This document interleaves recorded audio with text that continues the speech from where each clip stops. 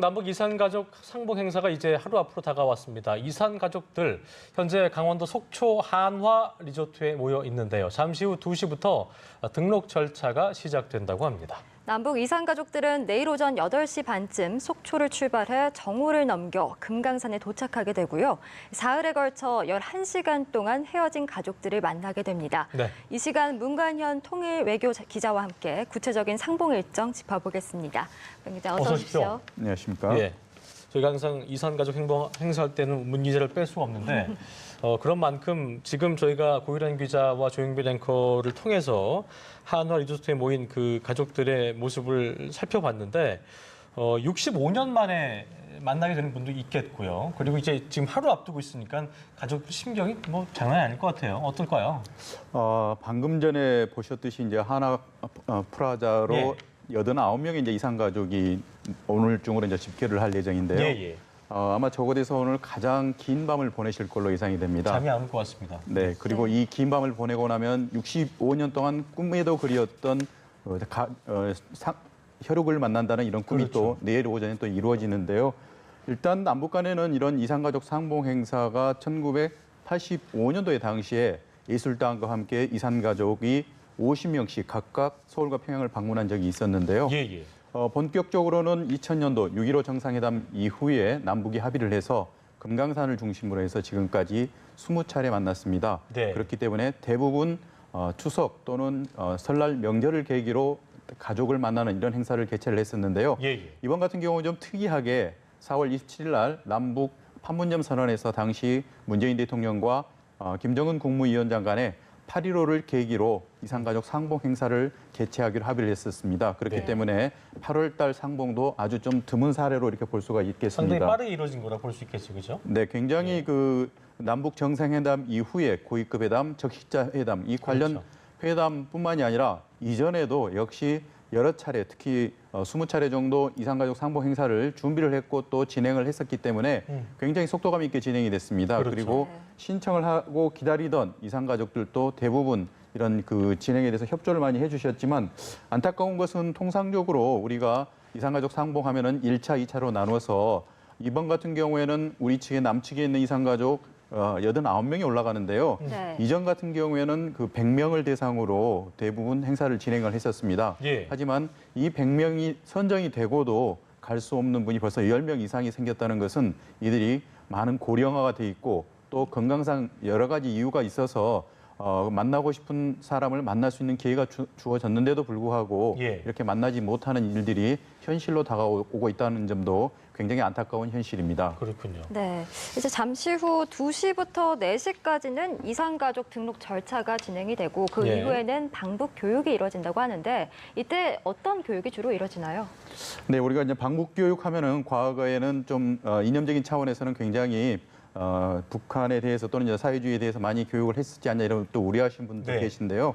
사실은 이제 이산가족 상봉 행사는 이런 정치하고 분리가 된 철저하게 인도주의적인 차원에서 남북 간에 서로 합의에 의해서 이루어지는 행사이기 때문에 오늘 이루어진 이 방북 행사는 대부분 이산가족 상봉 행사 전반에 대한 소개로 대부분 포함이 된다 이렇게 보면 되겠습니다. 그러니까 지금 우리가 이 하나콘도에서 모이지만 내일 아침이 되면은 60년 동안 한 번도 가지 못했던 이런 북한이라는 공간에 들어가는데요. 일단 이 군사분계선을 통과하기 위해서는 우리로서도 정부 측에서는 남측 출입 사무소에서 심사를 받아야 됩니다. 대부분 이미 심사는 다 완료가 됐기 때문에 네. 대부분 문제는 없습니다. 하지만 이 과정이 일단 남측 출입 사무소를 통과를 하게 되면은 바로 금강 통문을 지나서 바로 비무장지대 군사지역 작전 지역 안으로 들어가게 됩니다. 예. 그렇기 때문에 이 북한에 있는 온정리까지 가는 과정에서도 남북이 가장 또 첨예하게 군사적으로 대치하고 있는 군사 시설물들을 통과하기 때문에 여러 가지 주의사항이 좀 필요합니다. 그렇기 때문에 당연한 말씀이지만 뭐 사진 촬영은 당연히 금지가 되고요. 네. 또 이제 군인들 또는 그 지나는 과정에서 북한의 온정리 일대 주민들과도 또 접촉하는 상황이 발생할 수가 있거든요.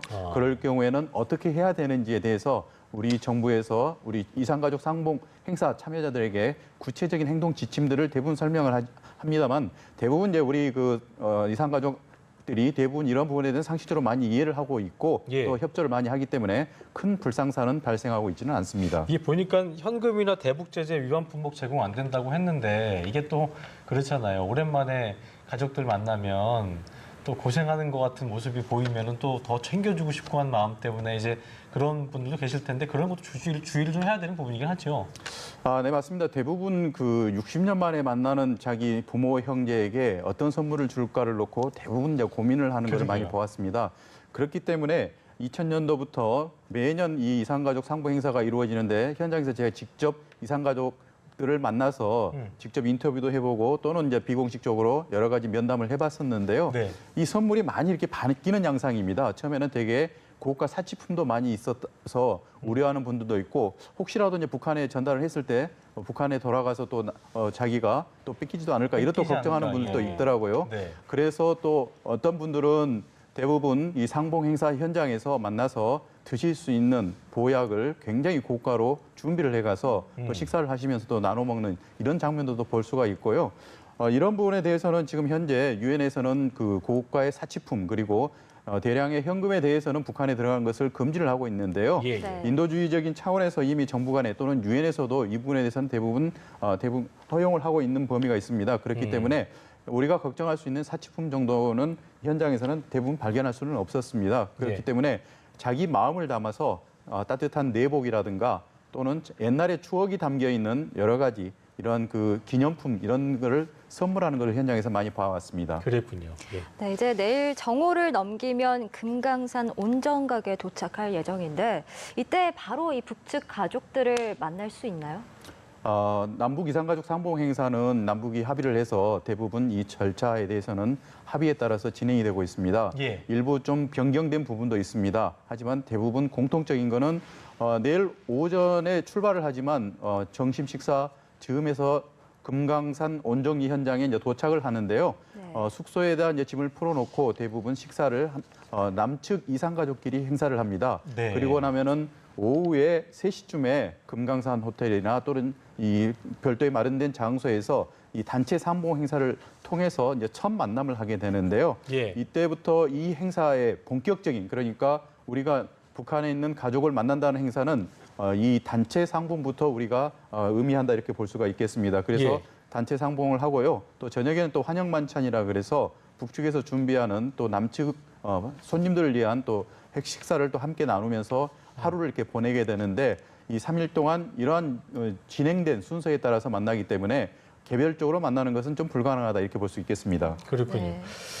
그리고 저희가 항상 그 이산가족 상봉 정례화를 얘기하는 이유 중에 하나가 남아 계신 분들 중에 고령자분들이 너무 많고 이번에도 보니까 89명의 가족 중에 3분의 1이 넘는 33명이 90살을 넘으신 상태고 이러기 때문에 또 그중에서 9명께서는 이제 지난 4일에 최종 명단 교환 후에 건강 악화 이유로 상봉 포기하셨다고 하는데 고령화가 이렇게 심각하니까 빨리 좀 정례화가 돼야 많이 만날 수 있잖아요. 그런 부분 참 절실한 것 같긴 합니다.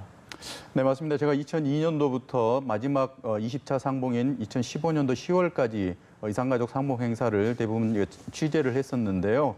가장 안타까운 것은 이산가족 상봉 행사를 신청을 해놓고도 또는 확정이 되고도 결국 참여할 수 없는 부분들이 가장 많았는데 예. 더 안타까운 것은 상봉 행사가 진행되는 과정에서 많은 분들이 건강상 이유로 금강산 현지에서 강원도 강릉에 있는 병원으로 후송되는 경우도 실제로 많이 발생을 하고 있습니다.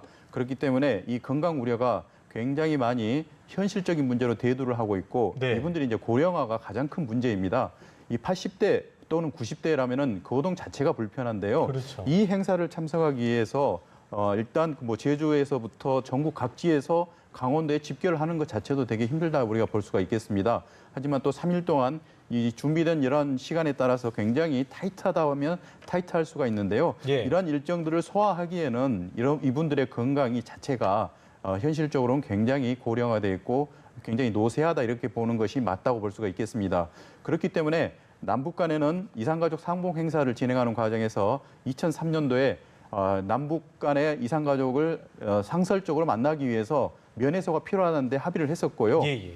2008년도 7월에 금강산 온정리 조포리 일대에 당시 19,000 제곱미터 정도 되는 굉장히 12층 규모거든요. 네. 이산가족 네. 면회소를 설치를 했습니다. 이산가족 면회소를 설치를 한 이유는 이러한 그 공식적으로 만날 수 있는 장소가 확보됨으로 인해서 이산가족들이 언제든지 상시적으로 원할 경우에는 당국의 심사를 간단히 거친 이후라면은 만날 수 있는 그러한 공간을 마련하자는 차원에서 남북이 합의를 했고요. 남북이 서로 협조를 해서 북한에서 토지를 제공하고 그리고 우리가 자재 또는 여러 가지 경비를 제공해서 이런 면회소까지 설치를 했던 이유는 이산 가족들이 더 이상 이런 그 당국 간에 어떻게 보면 이제 이벤트성으로 만난다 이렇게도 지적하는 분들이 있지만 예. 실제로는 명절이나 또는 기념일을 계기로 만나고가 있는데 이러한 차원에서는 당초에 등록한 13만 명에 달하는 이산 가족들 전체를 만나는 데는 한계가 있다는 것이 분명한 것이 사실입니다. 그렇죠. 그렇기 때문에 매 정부마다 이런 부분에서 이산가족 상시적인 면회에 대해서는 굉장히 많은 추진을 하지만 현실적으로 어려운 점들이 있어가지고 이번 21차 이산가족 면회 행사 자체도 결국은 이전과 똑같은 차원에서 진행이 되고 있는 것입니다. 예, 알겠습니다. 네, 또 이산가족 상봉 행사가 사실 4.27 판문점 선언에 명시된 남북교류 활성화의 또 일환이고 또 문 대통령이 앞으로 오는 9월에 평양 정상회담을 앞두고 판문점 선언 국회 비준도 추진을 하고 있는데요. 앞으로 남북 관계는 좀 과거와는 다른 모습을 볼 수 있을까요? 네, 지금 특히 그 남북 간에는 이제 정치적인 문제나 군사적인 문제로 긴장이 되고 또 인도적인 문제나 여러 가지 교류 협력 차원에서 이 긴장을 또 풀어가는 이런 순환이 계속 반복이 되어 왔는데요. 일단 4월 27일 날 판문점에서 두 정상이 만남으로 인해서 일단 판문점 선언을 했다는 것은 굉장히 큰 의미가 있습니다.